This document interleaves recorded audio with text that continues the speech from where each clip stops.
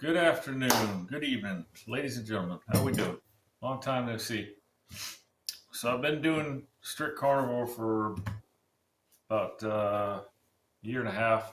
It'll be 2 years this June of 2025. So I just did my blood work. I want to tell you all about my labs, just to show you what you have to look forward to if you're doing it, just starting it, or if you've done it for a while. But anyway, I start with my total cholesterol is 195, which is low.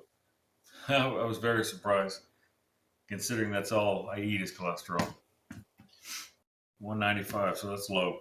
200, they want you under 200, so they like that. My triglycerides are 58, which is really good. My HDL is 43, which they want you to be 27 to 67. That's your good cholesterol. They're all good, but VLDL 12, 0 to 38 is the range. HDL ratio is 4.5. LDL is 138, and they want you under 100. So it's pretty funny. They think I'm taking a statin now, the 40 milligram average statin or whatever. So the nurse lady's like, "Oh, you need to double it up, take a 80 milligrams now." So I said, "Yeah, okay." So anyway, yeah, I'm not taking any of it. I haven't taken any drugs since about 6 months after my heart attack deal with the stents. After I learned what all the shit was they gave me, to quit taking it. So that's, like I said, that's a year and a half in. I'm very strict carnivore. Just meat and eggs and butter, tallow, beef tallow, real butter. And that's about it. I don't really I do pork, pork belly, like chicharrones every now and again, which I don't get a lot because they're probably fried in vegetable oil or whatever, but every now and again I'll still grab one. What are you going to do, right? And bacon.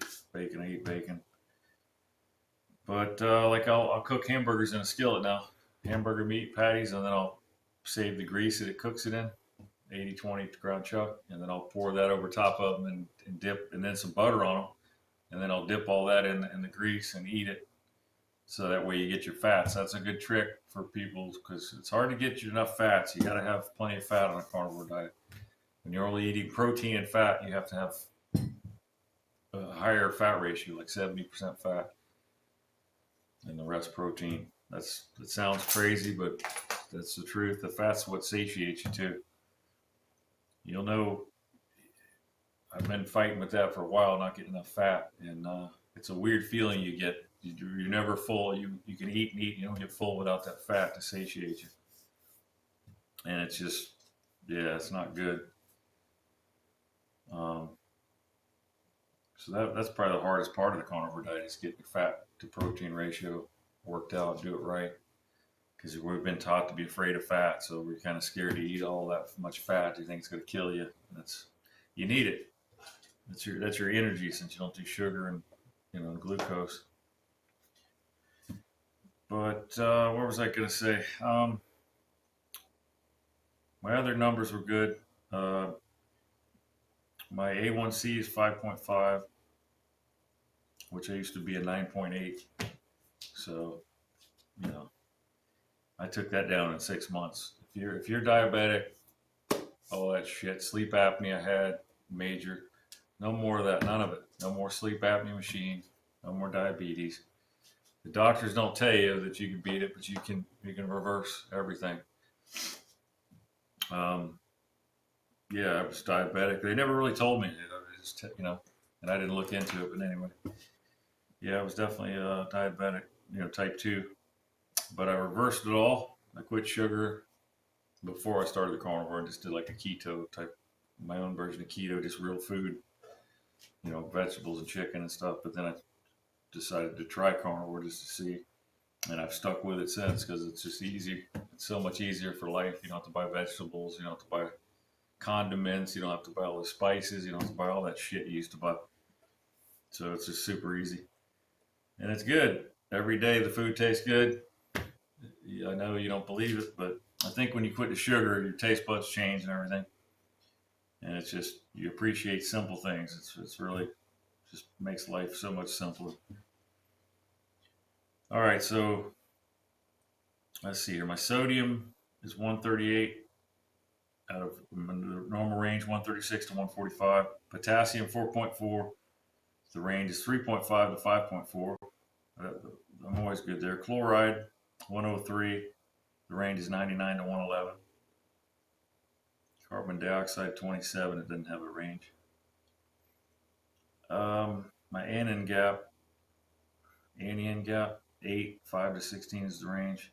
Calcium 9.9, 8.6 to 10.3 is the range.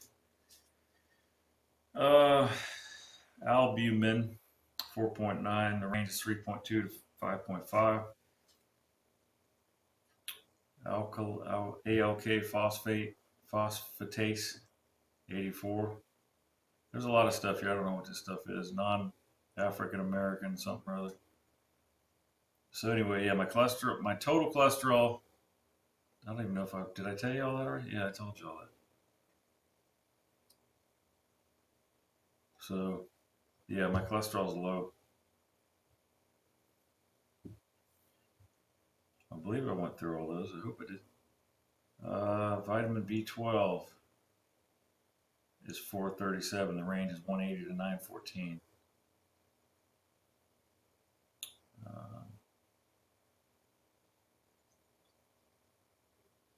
Let's see. So I got a bunch of other stuff, urine test stuff. But white blood cells 4.6, red blood cells 5.3. There's a bunch of stuff I don't know what it is, but I just want to tell you the basic cholesterol numbers because it's pretty amazing when you eat nothing but cholesterol and I'm still low on cholesterol, according in my opinion. I thought it'd be 600 or something by now, but your body burns it, apparently, right?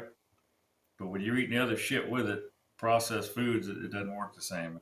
You know, you're doubling down on bullshit. Well, not really, but if you eat meat and a little bit of trash, it's better than most diets. I get most of the American diet, but I just wanted to explain to you guys what my numbers are doing this for a year and a half, and just to help anyone out that needed help.